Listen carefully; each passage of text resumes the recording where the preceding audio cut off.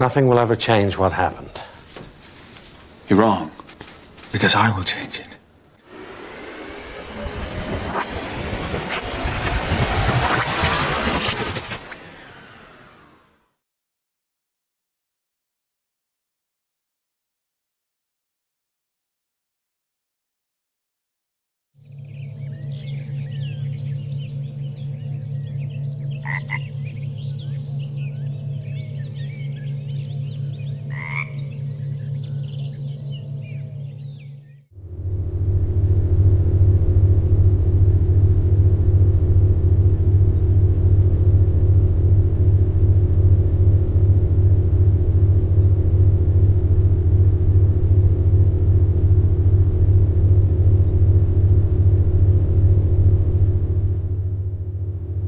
Hello, and welcome to the first episode of Time Travel Talk. My name is Edmund Donnelly, and I've created this channel to discuss any and all things related to the fascinating concept of time travel, which includes giving you my analysis and overall opinion on many time travel movies and TV shows, occasionally pointing out how these story writers sometimes make up their own rules when someone time travels for the sake of their story's outcomes.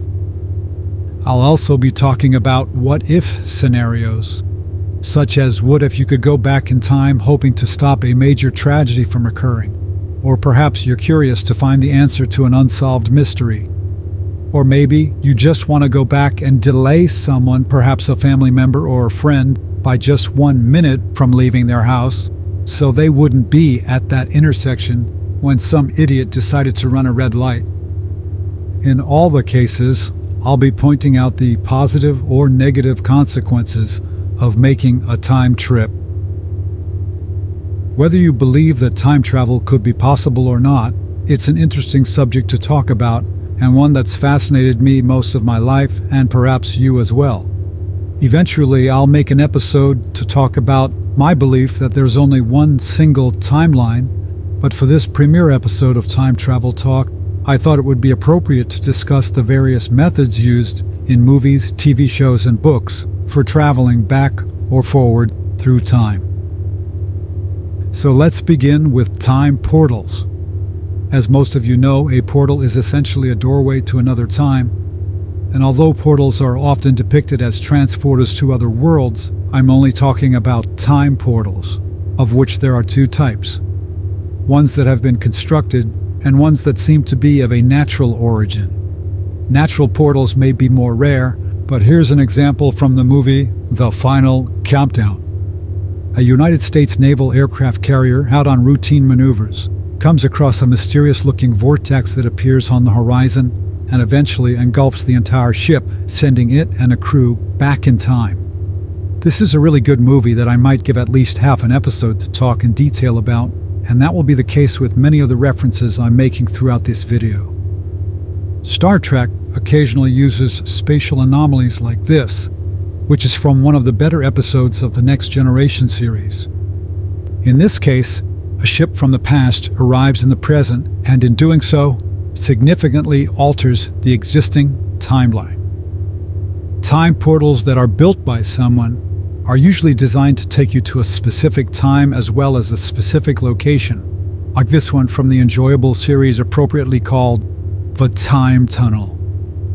Again, Star Trek has used several portals for some great stories, such as this one in All Our Yesterdays, and this one, which may be the most famous time portal, known as The Guardian of Forever. Here's a low-budget old movie that has a portal which is accidentally created by the scientists who are attempting to build a time viewer screen. Yes, they could actually just step through that wall into an apocalyptic future. And these four people are looking at a device that has the ability to create multiple time and dimensional portals. If you haven't seen these movies, they're both fun to watch. Next are handheld time devices. These are very rare, possibly because most of us assume that anything capable of sending someone to another time would have to be of significant size to actually work. This is from what I thought was a pretty good movie, And I do want to clarify that pink cartoonish digital Rita is not my doing. That's the way it actually looked in the film. But don't skip the movie because of that. This device couldn't change your location, so wherever the user was standing is the same place they would be when arriving in another time.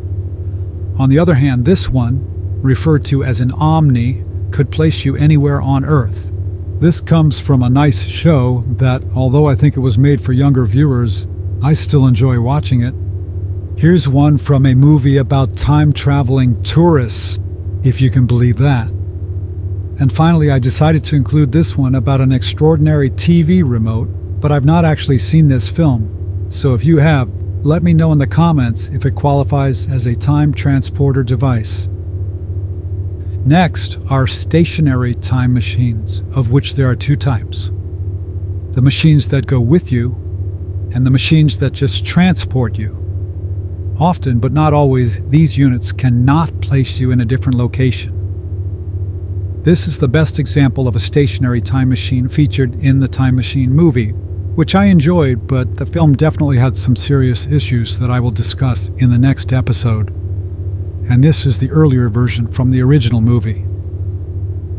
Here we were finally shown how the Terminators and Kyle Reese were able to go back in time. This is the largest time machine I've ever seen, and although it was stationary, it was capable of having them materialize at an approximate chosen location. Next are locational time machines that not only go with you, but go to whatever location you've programmed into it. This is a good example from the TV series Timeless, and this one from the short-lived TV series Time After Time. A bad example of a locational time machine is this. You have to be inside this rocket sled to travel through time. However, if you've seen this movie or the Time Cop TV series, when you arrive in the past, you are no longer in the sled, but yet when you return, you're somehow back in the sled. I think they ignored ever trying to explain this. My guess is whomever wrote or produced the movie wanted to come up with something unique for a time machine and thought this would look really cool. Next, we have mobile time machines.